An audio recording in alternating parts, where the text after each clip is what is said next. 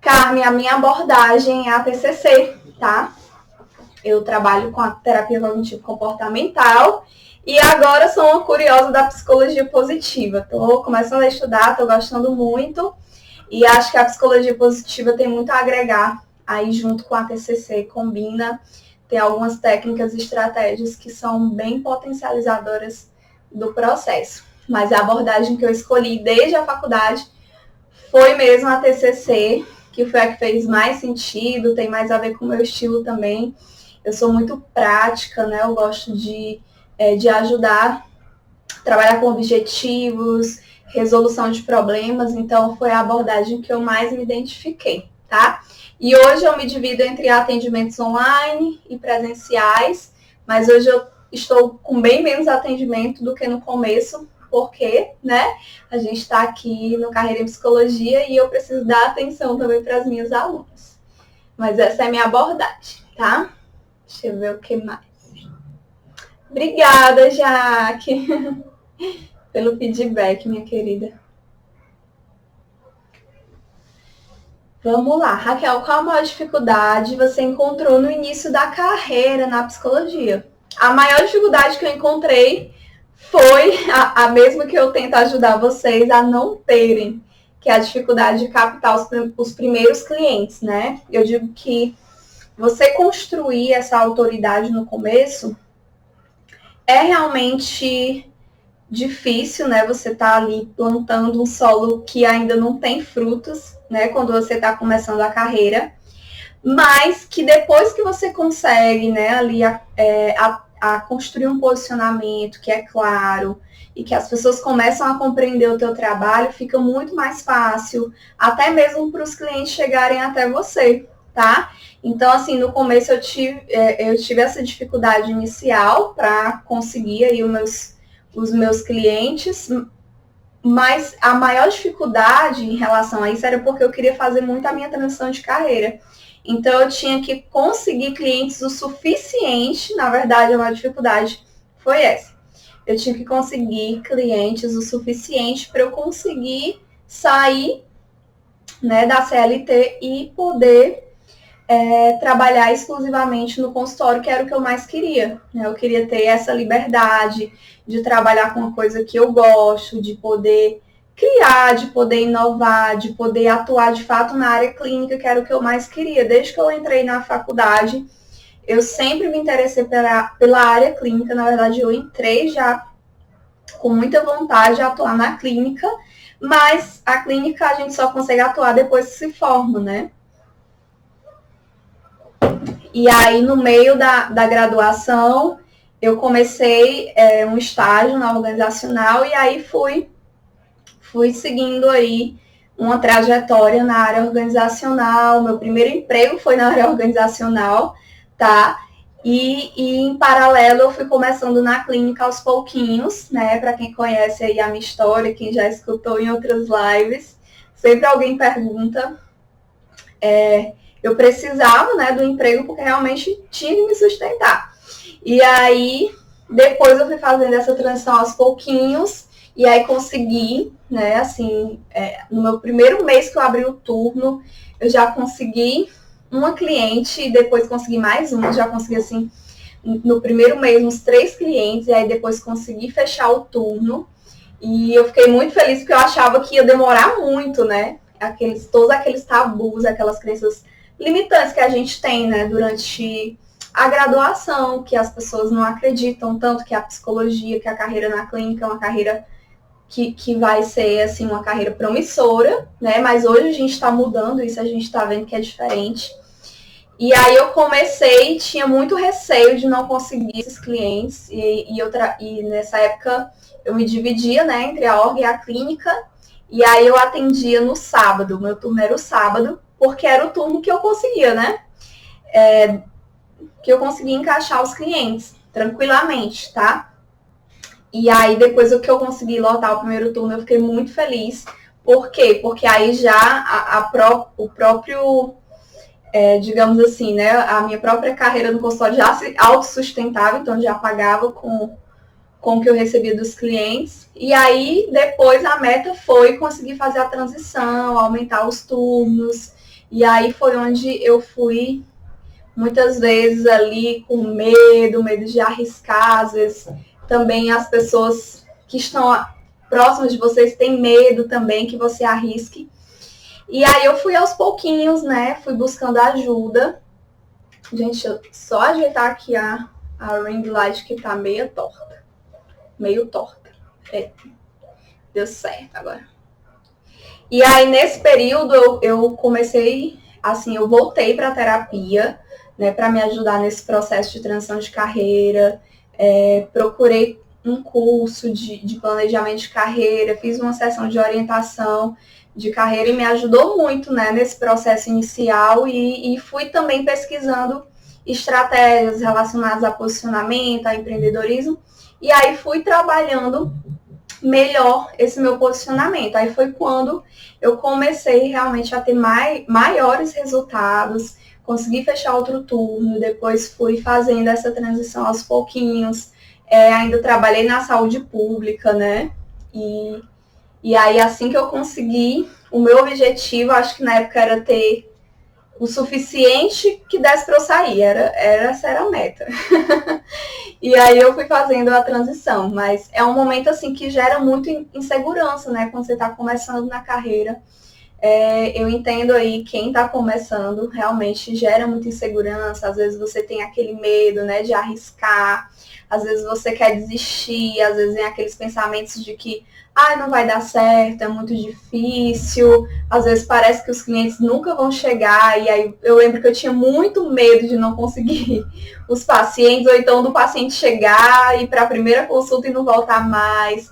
Mas são inseguranças iniciais, né? Que todo mundo passa, todo psicólogo, toda psicóloga, quando está começando na carreira clínica, passa por essas inseguranças, porque de fato a gente não é preparado para olhar a nossa carreira como um negócio, né? A gente não é estimulado a isso. E quando a gente chega no mercado, principalmente na área clínica, a gente se depara que, na verdade, você está ali empreendendo, né? Quando você decide começar a atuar de forma autônoma, ofertar seus serviços, criar inovações, criar transformações, você está sendo uma psicóloga empreendedora dentro de um consultório.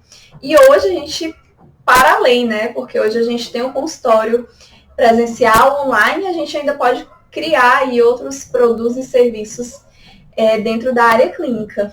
E aí eu fui descobrindo isso, né? Que na verdade eu precisava me ver como negócio. E a gente não é estimulado a se enxergar como negócio, mas quando eu comecei a entender isso, a desenvolver essa visão, né, essa identidade de psicóloga empreendedora, né, que é meio que uma identidade que você tem que assumir ali dentro de você. E aí as coisas foram ficando mais fáceis e eu fui conseguindo fazer essa transição. Mas realmente esses medos, essas inseguranças, no início é uma coisa que às vezes atrapalha e que às vezes até pode paralisar, né? Como às vezes alguns de vocês comentam aqui nos posts ou na caixinha de perguntas, que às vezes o medo ele paralisa, mas aí o segredo é você enfrentar mesmo esse medo, não deixar ele te paralisar, né? Tentar quebrar e romper com todos os obstáculos que te impedem de crescer mesmo na carreira. E que muitas vezes esses obstáculos são muito mais obstáculos internos, né? E obstáculos aqui, né? Mentais mesmo, de pensamentos e crenças limitantes, do que qualquer outra coisa, tá? Então, para quem aí tá com medo, com insegurança, vamos refletir um pouquinho sobre isso, tá bom? Tranquilo. Deixa eu ver aqui a dúvida da Nicole. Minha dúvida é sobre a parte mais burocrática. Como trabalhamos como autônomos, precisamos contribuir com o INSS, imposto, carneliano. Estou conversando, fico perdida. Ainda eu tenho que chamar o meu esposo aqui para participar dessa live, Raquel responde, é sério. Sempre tem alguma dúvida sobre contabilidade, sobre essa parte burocrática. Já vou dando uma dica para vocês que tem uma live aqui com ele, né? Teve um dia que eu chamei ele e ele veio participar da live, tá? E aí ele ensina tudo bem direitinho. Eu fiz uma listinha com todas as dúvidas de vocês e ele tirou. Mas sim, quando eu vou tentar responder assim o que eu sei eu como autônoma, né? Mas tudo bem especificadozinho sobre essa parte de contabilidade, eu realmente não sei.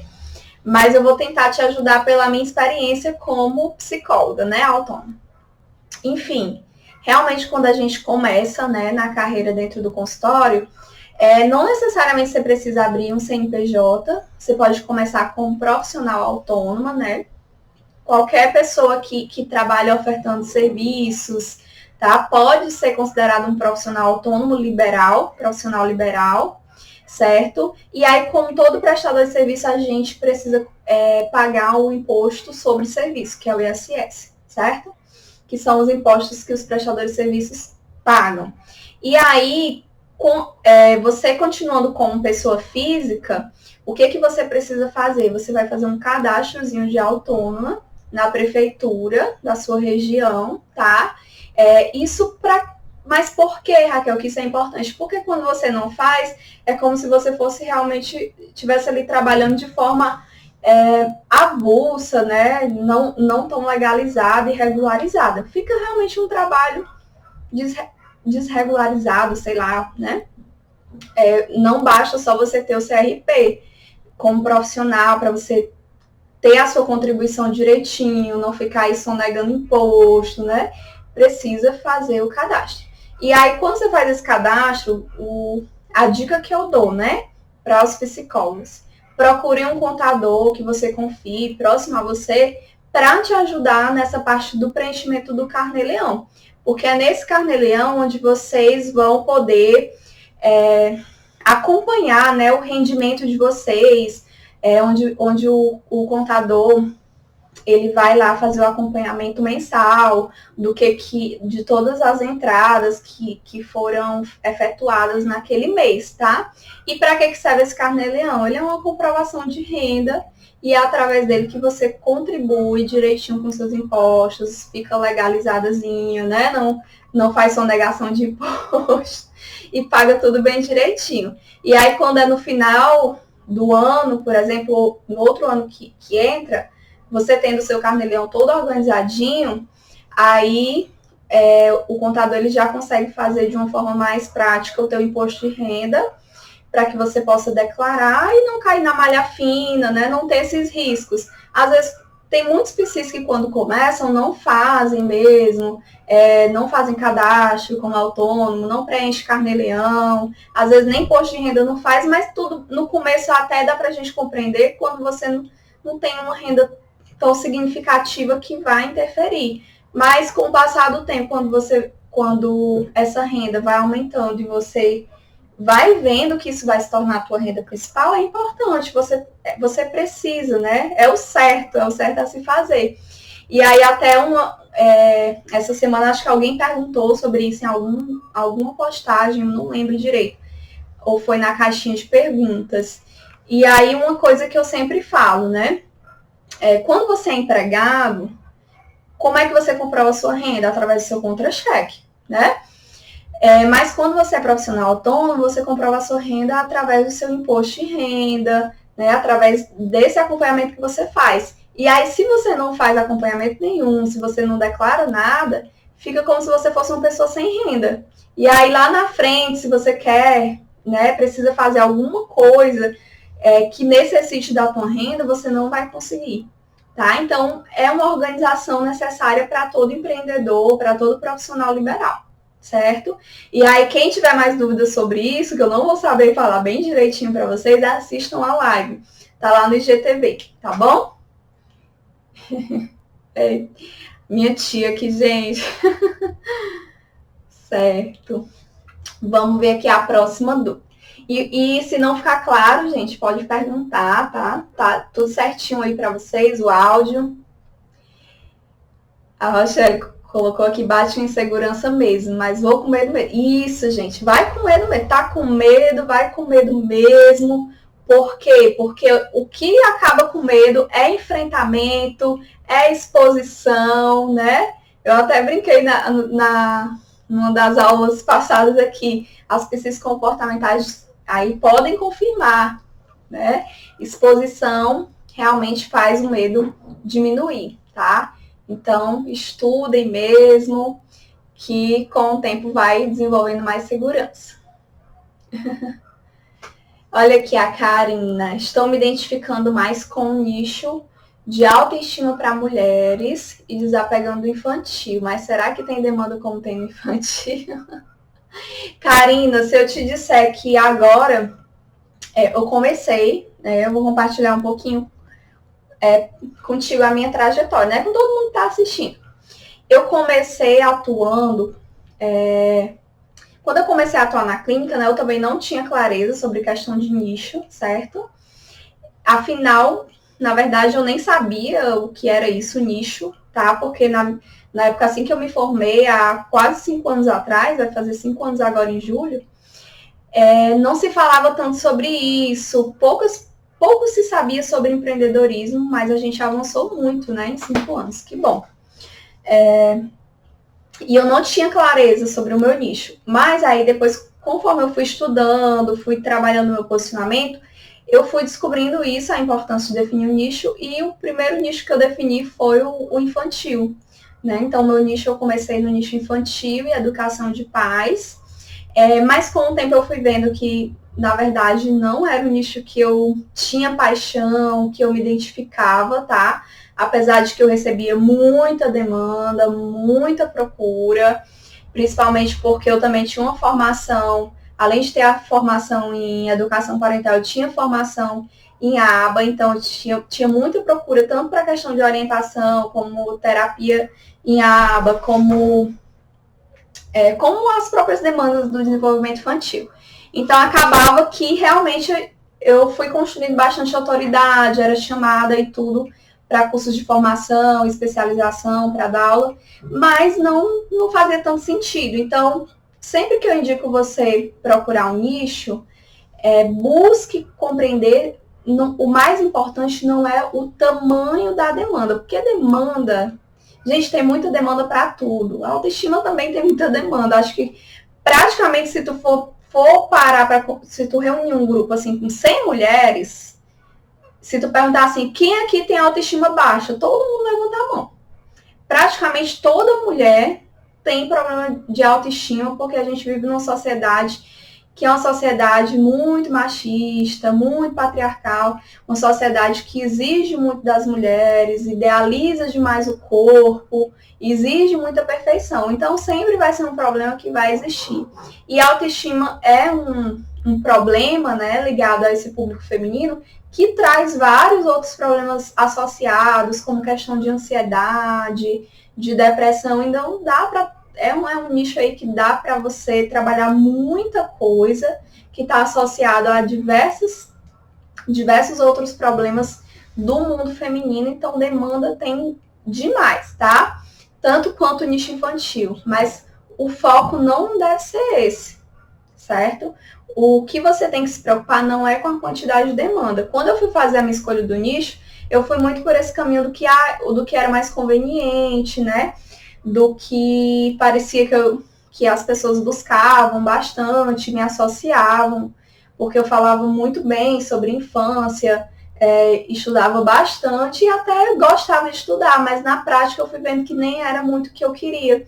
E fui me identificando muito mais com o nicho de carreira, de desenvolvimento de carreira aqui para psicólogos. Porque eu sempre gostei de dar aula, sempre gostei de trabalhar com treinamento. Inclusive, eu trabalhava com treinamento na org, só não me identificava com a área, né, de atuação.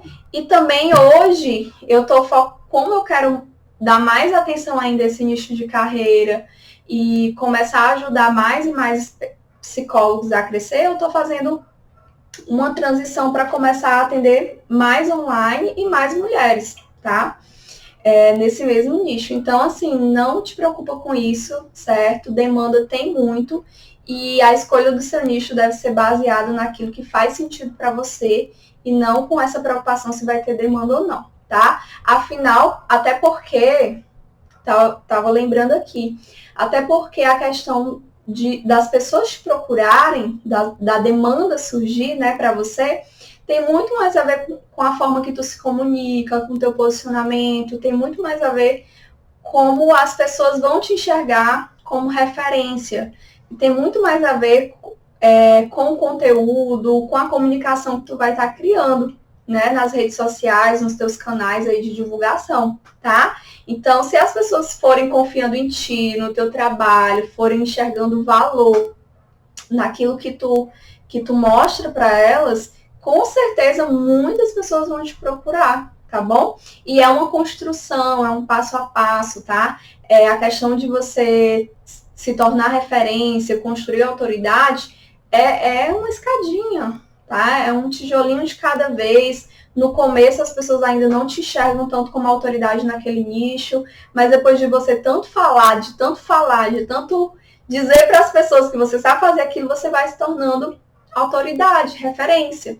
Por exemplo, aqui no Carreira em Psicologia, eu criei mesmo um perfil em agosto de 2019, tá? Mas eu criei assim de uma forma bem despretensiosa. O meu objetivo era tirar os psicólogos do meu outro Instagram da clínica, que eu tinha muito psicólogo, porque acabava que eu compartilhava muita coisa da minha rotina, né?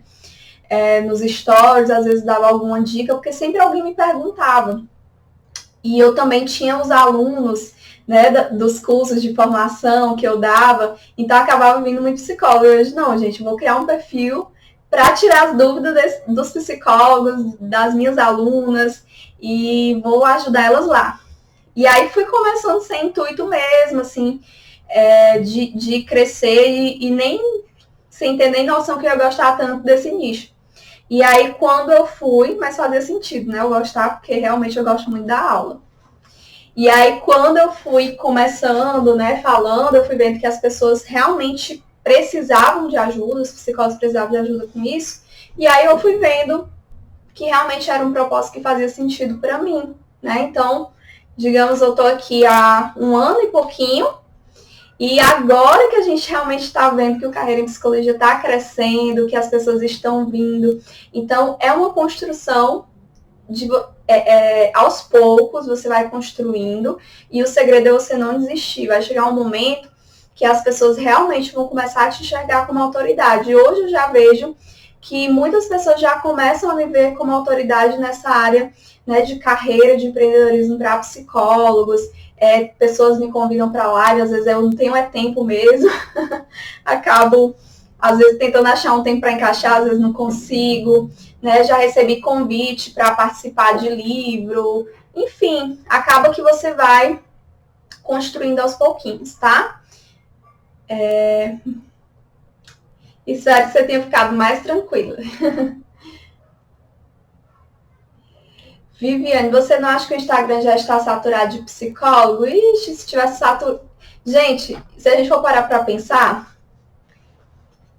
o nicho que mais tem gente hoje não é o nicho de saúde mental. O nicho de saúde mental, quer dizer, saúde mental, segmento de mercado, né? O segmento de mercado hoje, né, que tem mais gente, nem é o nosso. Se vocês forem parar para pensar o segmento de mercado hoje, que mais tem gente, é o de marketing, né? Então, marketing é um segmento onde tem muita gente também nesse nicho de marketing digital, e nem por isso está saturado, certo? Então, assim, se a gente for parar para pensar mesmo, o tanto de psicólogos que tem, que realmente atuam nesse segmento da saúde mental e que realmente querem ajudar as pessoas com isso, é muito pequeno diante da demanda, tá? A gente tem cerca de 300 mil psicólogos, digamos, registrados aí, formados, enfim. 300 mil psicólogos. E a população do Brasil é gigante, né? Muito maior. Milhões e milhões de pessoas, tá? Então, assim, mesmo que tenham, sei lá, 500 mil psicólogos que não têm isso ainda assim não dá conta de tantas demandas, né, de tantos problemas. E se a gente for parar para pensar, um psicólogo, o máximo saudável que ele consegue atender são 30 pessoas. Se conseguir 40, gente, parabéns, mas eu não consigo. 40, sei lá, 30, 40 no máximo pessoas por semana. Ainda não é o suficiente para dar conta de tudo, tá? Então não está saturado, não existe isso de nicho saturado. O que existe é pessoas que se posicionam de forma diferente, em nichos diferentes, tá? E os psicólogos, cada um, é interessante que você encontre ali o seu propósito, é interessante que você consiga definir ali um público que você quer ajudar. E hoje a gente está vendo esse movimento das pessoas terem mais essa clareza de propósito, tá? Então, para mim, são pouquíssimos psicólogos pro tanto de gente que tem precisando de demanda. Ainda assim, não dá conta, tá? E as pessoas estão precisando muito, e não é todo psicólogo que divulga o seu trabalho, não é todo psicólogo que consegue alcançar tantas pessoas, porque muitos precisam ainda tem medo, ainda tem insegurança de divulgar o seu trabalho, tá? Então, anda muito longe de estar saturado, tá? É um mercado gigante que tem muitas pessoas sofrendo, muitas pessoas com demanda, e que a gente só está começando realmente a desmistificar a psicologia agora. Né? Então, ainda existe tantos tabus que a gente precisa quebrar, tantas objeções, ainda existe tantas pessoas que acham que terapia é coisa de doido, tem tanta gente que ainda acha que o psicólogo é uma coisa que não vale a pena, né? Que é muito caro investir em psicólogo. Né? Então, assim, tem muita coisa ainda pela frente. Eu acho que agora que os psicólogos estão começando a se divulgar mais, agora que os psicólogos estão acordando sobre a importância de fazer campanhas, né, a favor da saúde mental, e a gente vê aí algumas campanhas grandes que vêm se formando, como o Janeiro Branco, Setembro Amarelo, e que antigamente não tinha nada disso. Então, é um movimento muito recente, né? Não se falava de saúde mental, não se falava de cuidado com as suas emoções, cuidado psicológico, e sempre as pessoas associaram muito a essa coisa da loucura, que é totalmente ultrapassado. Então, a gente está começando agora, tá? E aí tem muito chão pela frente, tem muita demanda, certo? E o Instagram, ele é só uma ferramenta, tá? Assim como tu pode usar o Google, fazer um site, colocar teu site no Google. Assim, se de repente você, sei lá, mora numa região pequena, você pode fazer parceria com TV local, com rádio, enfim, né? Então, o Instagram, ele é só mesmo um canal, tem o YouTube, tem vários outros. Só que o Instagram, por ele ser uma rede social, ele facilita muito a interação, né? Ele tem muitas ferramentas de interação que ajudam, de certa forma, você ter um relacionamento mais próximo, mais direto com a sua audiência.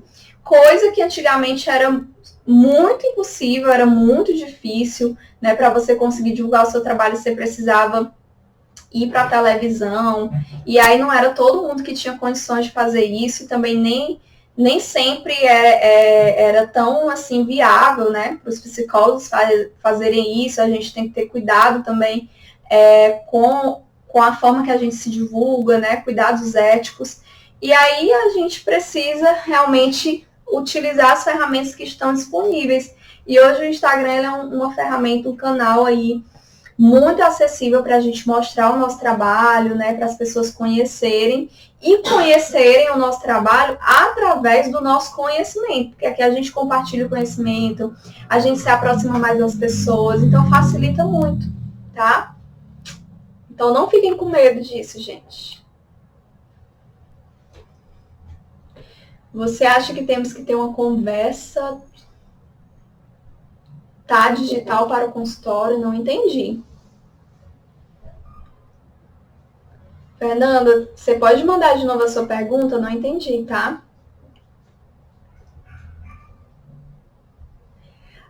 A Jaqueline pedindo para falar sobre a importância do psi fazer terapia. Não, gente, fundamental, né? Olha aí, já tem um outro esposo contador aqui, o da Rochelle. Já peguem dicas com ele também, viu? Os maridos contadores ajudam muito. Gente, sobre a importância de fazer terapia e supervisão, não devia nem ser uma coisa que fosse dúvida, tá? Eu acho que não era nem para ser uma coisa que o psicólogo não cogitasse fazer. Era para ser meio que uma obrigação. É obrigatório que para o psicólogo ele atuar, ele tem que ter feito terapia pelo menos uma vez e tem que ter feito supervisão pelo menos uma vez. Porque se a gente parar para pensar, como é que você quer, né, sei lá, cuidar da saúde mental das pessoas, como é que você quer ajudar outras pessoas que estão em sofrimento emocional se você mesmo não pratica o seu autocuidado através da terapia? Então é uma coisa meio lógica, né? Meio lógico. Se eu quero trabalhar com saúde mental, se eu quero ajudar pessoas que estão com sofrimento psicológico, ou se eu quero ajudar pessoas a evoluírem, né, no seu desenvolvimento pessoal, ou sei lá, no seu desenvolvimento de carreira, eu preciso estar bem, certo? E a gente sabe que a terapia é um serviço que ele tem um certo limite de sobrecarga emocional, né? Que todo psicólogo tem que prestar atenção. Por isso que eu sempre ensino muito minhas alunas a diversificar os serviços. Eu sempre falo, gente, a psicoterapia é o carro-chefe da clínica, certo? Mas ela não precisa ser o serviço único. Pode ser o teu serviço principal, do topo da tua escada, mas crie outros serviços e produtos para você diversificar na sua escada, né? E ofertar outras coisas para os teus clientes, porque a terapia ela tem um limite, até mesmo de carga emocional. Então, quando você está ali ajudando muitas pessoas em sofrimento, acaba que isso também pede de ti um gasto de energia muito grande, energia mental, energia psicológica, enfim. E aí acaba que se você não tá ali se cuidando, se você não tá praticando também o seu autocuidado, isso vai ser muito ruim para você e você pode adoecer, né? Então, terapia é praticamente um dever do psicólogo fazer terapia. Eu já fiz terapia várias vezes. Agora, nesse momento, eu não estou em terapia, por quê? Porque eu recebi alta, mas fico doida para voltar, querendo arranjar uma desculpa para voltar. Mas eu recebi alta da minha terapeuta, né? Mas já fiz terapia várias vezes. Fiz terapia quando eu estava na graduação, para vencer, para trabalhar minha ansiedade social. Aí depois fiz terapia quando eu queria fazer minha transição de carreira. Aí depois, acho que eu já fiz assim umas 4 vezes, recebi alta e voltei, enfim. E depois, acho que eu fiz de novo, em outro momento que eu estava passando por alguma transição também, eu tinha que tomar alguma decisão difícil. E aí fiz várias e várias vezes, né? E sempre tento ficar no processo até receber alta. Por quê? Porque a gente precisa cuidar, né? E supervisão, gente, é uma coisa assim super importante, porque se na minha prática clínica eu estou insegura, que é muito comum, né? Você tem insegurança no começo. Se você tem insegurança no começo da tua prática clínica, a melhor forma de você diminuir essa insegurança é você buscar a supervisão com outra psicóloga, com outro psicólogo que já tem um pouco mais de experiência, que já entenda um pouco mais das técnicas da sua abordagem, para te guiar aí, tá? Então, a supervisão, ela é uma grande aliada do terapeuta. Desde o começo, eu lembro que desde o começo que eu iniciei a minha carreira na clínica, eu já investi em supervisão, né? Então, no começo eu via assim, que tudo que entrava na clínica era de volta para a clínica. Era para pagar os cursos, era para pagar a supervisão, era para pagar os livros, porque a gente precisa desse investimento inicial, né? Todo empreendedor, no começo, ele investe muito mais no negócio do que tira para si. Por quê? Porque o teu negócio ele precisa crescer, né? Ele precisa criar força, criar energia para poder continuar lá na frente, tá? Então, isso aí é básico. Faz parte do tripé de todo psicólogo, que é você se qualificar, estudar, você fazer terapia e buscar supervisão. Tá bom? Mais alguma dúvida, meus amores? Projeto de vida é um nicho. Como assim, Raíssa?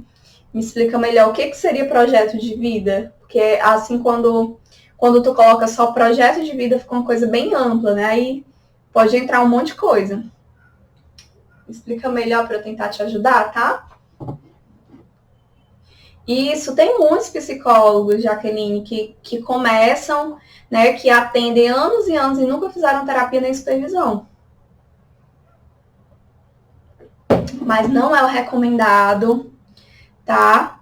E assim, vamos parar para pensar, é meio que contraditório, né? Como é que eu quero que as pessoas façam terapia comigo e eu nunca fiz? Como é que eu ofereço uma coisa que eu nunca provei? Que eu nem sei se é bom. É meio que eu querer vender essa caneca sem eu nunca ter usado. Então, eu não sei se a caneca é boa, eu não conheço a caneca, eu não sei se ela é uma caneca que realmente é legal para tomar água ou para tomar café. E aí, como é que eu vou oferecer para as pessoas, vou dizer que essa caneca é boa se eu nunca usei uma caneca igual a essa? É a mesma coisa do psicólogo que não faz terapia. Eu vou oferecer uma coisa, né? Eu vou vender um serviço que eu mesmo nunca usei, nunca usufruí. Então não faz sentido, tá? Certo, agora eu entendi, Fernanda. Posso ter uma conta digital para o consultório para separar da conta pessoal? Acho que tu quis dizer se tu pode ter só uma conta só para o consultório e uma conta só para o pessoal. Pode, você pode separar, pode fazer, continuar com a sua conta pessoal e criar uma conta profissional, não tem nenhum problema. Ou você pode transformar a sua conta pessoal em profissional, também não tem nenhum problema. Tá? Vai depender muito do teu propósito, do teu objetivo, de como você se sente melhor, tá?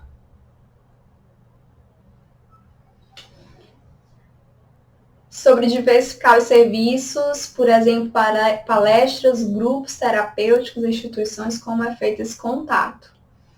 Gente, o contato você pesquisa as instituições que tem próximas a você, né, na sua região, que uma coisa que eu sempre indico, quando vocês forem pesquisar instituições, sei lá, escolas, empresas para vocês fazerem parcerias, né, agora a gente está com mais dificuldade de fazer eventos presenciais, mas pode ser que surjam parcerias aí para palestras online, né, a gente vê muita palestra online acontecendo, tá? E quando você for atrás de uma instituição, você for pesquisar as que tem ali na sua região, pesquise os valores também. Quais são os valores que eu digo assim, valor não é valor de dinheiro, né? Valores tipo trabalho em equipe, transparência, quais são os princípios daquelas instituições, daquelas empresas, se esses princípios batem também com os seus, com o que você acredita, tá?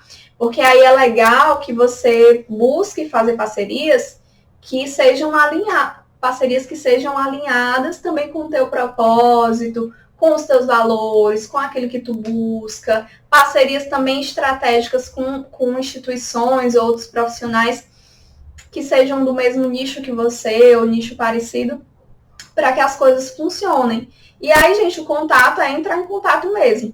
É você pegar o telefone, e-mail e entrar em contato e falar do seu trabalho, propor uma reunião para você explicar, sem compromisso nenhum, tá?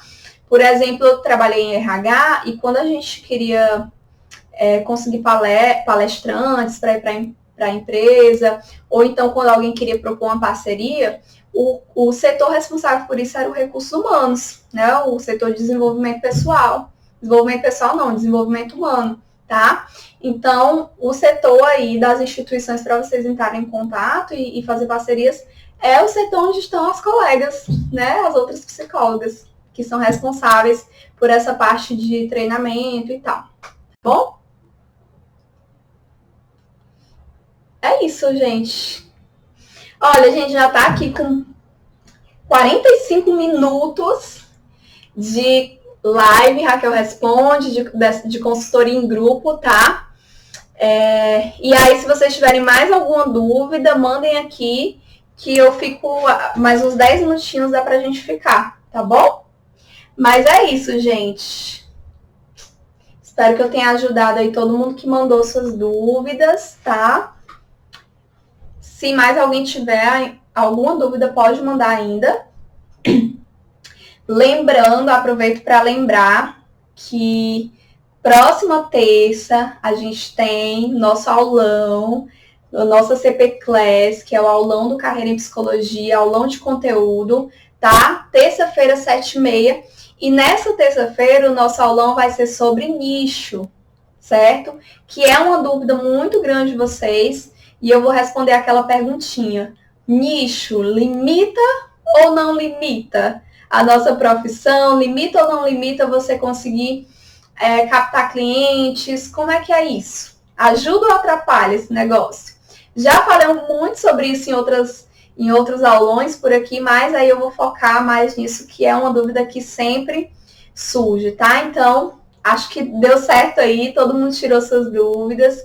Obrigada também, gente. Compartilhem, tirem um print da live, compartilhem nos stories de vocês, marca Carreira em Psicologia. E já vou dando spoiler que em fevereiro vem coisa boa por aí, vou trazer uma novidade super especial, tô preparando, já dei um spoilerzinho aí pelos stories, né? Tô preparando um evento gratuito incrível para vocês, tá? Então fiquem de olho porque tô aprontando aqui nos bastidores. Muita coisa boa, tá bom? E toda terça e quinta já sabe, 7h30 aqui, tá? Terça, aulão de conteúdo e quinta, essa consultoria em grupo aqui nesse quadro Raquel Responde. A última perguntinha aqui da Jaqueline. Sobre divulgação nas redes sociais. O que seria ideal para quem está iniciando? Não sei se eu entendi bem, Jaque, mas para quem está começando, vocês podem começar com um perfil no Instagram. Hoje é a nossa rede principal de divulgação aqui no digital, é um canal muito forte, tá? Que tem um potencial enorme. Então, para quem está começando, cria aí um Instagram bem posicionado, com um nicho claro, com a persona clara, com a linha editorial de conteúdo clara. Faz muito conteúdo de atração, né? O que é conteúdo de atração? Conteúdos que geram maior alcance, como reels, como dicas mais práticas, geralmente conteúdos que podem ser compartilhados, tá? Isso ajuda muito a atrair pessoas para o teu perfil, faz parcerias, lives com outras pessoas, e aí vai crescendo o teu perfil, vai posicionando o teu trabalho para você ir sendo conhecida e trabalhando a tua autoridade, tá? Que aí aos pouquinhos você vai ver o resultado dos primeiros clientes chegando, tá bom?